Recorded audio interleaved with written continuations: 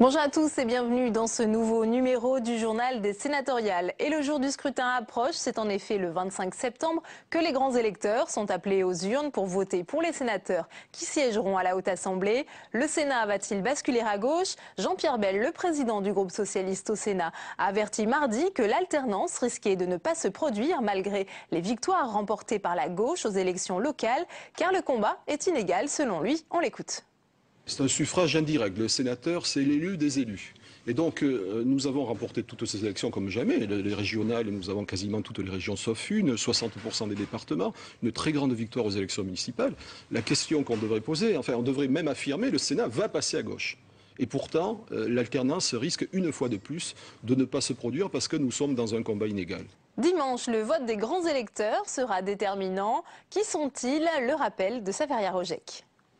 Les sénateurs sont élus dans chaque département par un collège électoral de 150 000 élus, appelé grands électeurs.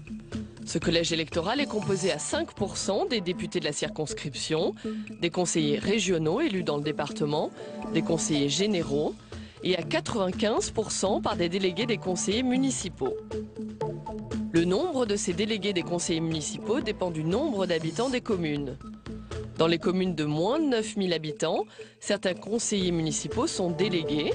Dans les communes de 9 000 habitants et plus, tous les conseillers municipaux sont délégués de droit. Dans les communes de plus de 30 000 habitants, les conseillers municipaux élisent des délégués supplémentaires, des électeurs d'un jour, à raison de 1 pour 1000 habitants. Les sénateurs représentant les Français établis hors de France sont élus par les membres élus de l'Assemblée des Français de l'étranger. Depuis lundi, on connaît le nombre de listes pour les sénatoriales. Si l'UMP est embarrassée par une douzaine de listes dissidentes, la gauche est aussi confrontée à ce phénomène. Le point sur la situation avec Bérangère Dinglas. La nouvelle n'a été confirmée qu'en fin d'après-midi vendredi. Michel Sergent, sénateur socialiste sortant, déposait sa propre liste dans le Pas-de-Calais. Une liste dissidente, l'une des rares que le Parti socialiste n'a pas réussi à éviter. Quand on a été 19 ans sénateur, être amené à passer la main n'a rien d'honteux. Il faut savoir installer une nouvelle génération, il faut savoir renouveler. L'objectif du PS est clair, faire basculer le Sénat. Et pour y parvenir, depuis des mois, le parti travaille à des listes ou à des candidats d'union. Des négociations qui se sont prolongées jusqu'au dernier moment.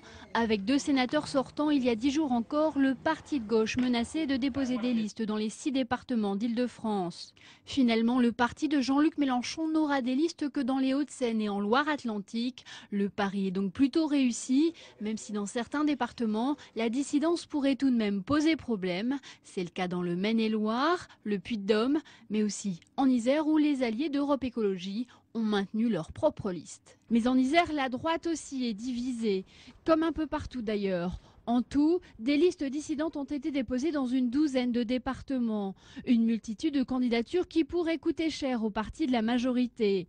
En Île-de-France, l'UMP pourrait ainsi perdre un sénateur par département. En Seine-et-Marne, c'est la liste menée par Yves Gégaud qui pose problème à l'UMP. Gégaud, moi je ne sais plus où il habite.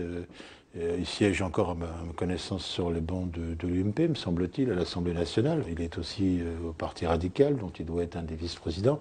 Et alors qu'il est député, il est candidat au Sénat et il risque de faire perdre un siège à notre liste en Seine-et-Marne.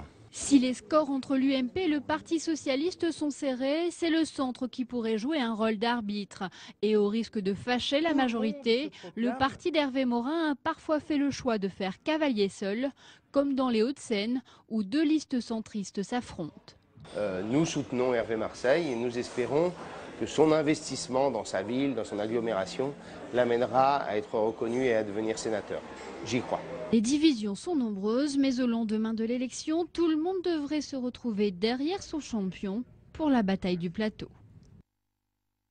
Et pour comprendre l'impact de ces listes dissidentes sur le scrutin sénatorial, Mickaël Zamès nous a rejoint sur ce plateau. Alors Mickaël, la clé du scrutin est-elle dans la multiplication de ces listes dissidentes? En tout cas, pour les partis, tout est question de vocabulaire. À droite, la multiplication des listes dans certains départements ne veut pas dire qu'aucun accord n'a été possible. Bien au contraire, tout est question de stratégie, le choix des mots ont un sens. Une liste dite plurielle n'est pas forcément une liste dissidente. En clair, pluriel veut dire ratisser, c'est-à-dire prendre des voix partout où cela est possible. Un exemple simple, dans le Nord, où l'UMP a investi la liste de Jacques Legendre, 4 autres listes sont présentes, une dissidente. Les autres sont donc des listes plurielles composées avec des alliés du Nouveau Centre.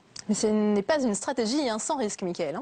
Oui, il y a 2 stratégies, en tout cas pas très claires pour l'UMP. L'une, brouiller la carte électorale et gêner les listes officielles et du coup, bien sûr, faire perdre des voix précieuses, surtout si le Sénat se joue à quelques sièges. Alors à travers la France, la droite part en ordre dispersé, 12 listes dissidentes à travers les 44 départements concernés et en tête, bien sûr, l'Île-de-France, dans l'Oise, les Hauts-de-Seine, l'Essonne et bien sûr Paris. Le président du Sénat craint cette dispersion, surtout en Île-de-France. Pour lui, cela équivaut à jeter les voix des grands électeurs dans la Seine.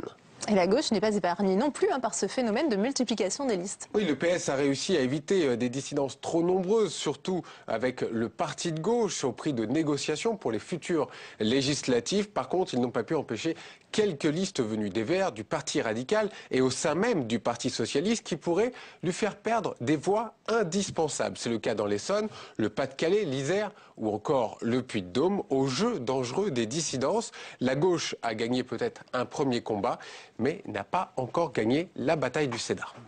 Merci Mickaël pour votre décryptage. Et jamais des élections sénatoriales n'ont autant fait parler. Un atelier débat était même consacré à ce scrutin à l'occasion de la fête de l'UMA. Il faut dire que 19 sénateurs sur les 24 que compte le groupe communiste du Sénat remettent leur mandat en jeu. Aurélien Romano.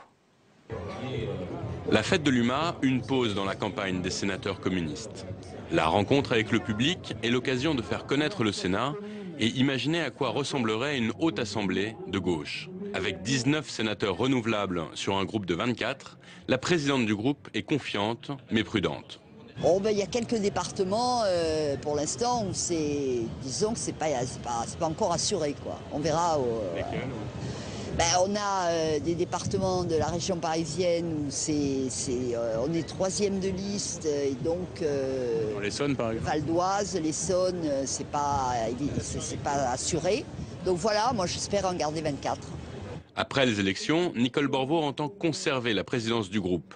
Mais la relève est là, avec Pierre Laurent, candidat au sénatorial en 9e position sur la liste d'Union de la gauche à Paris.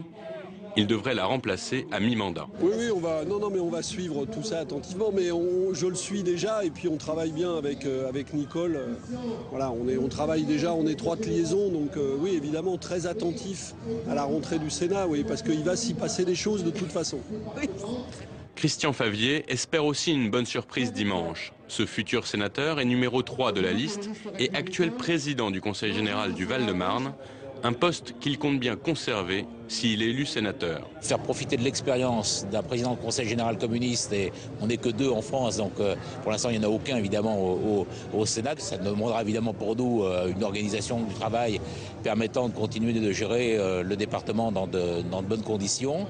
Avec un minimum de 15 sénateurs pour constituer un groupe, les communistes devraient conserver leur indépendance dans la nouvelle Assemblée. Voilà, c'est la fin de cette édition. Merci à tous de l'avoir suivi. Rendez-vous dimanche 25 septembre pour 3 émissions spéciales sénatoriales. Résultats, analyse, décryptage. Toute la rédaction de Public Sénat sera mobilisée pour vous faire vivre heure par heure ce scrutin. À très bientôt sur Public Sénat.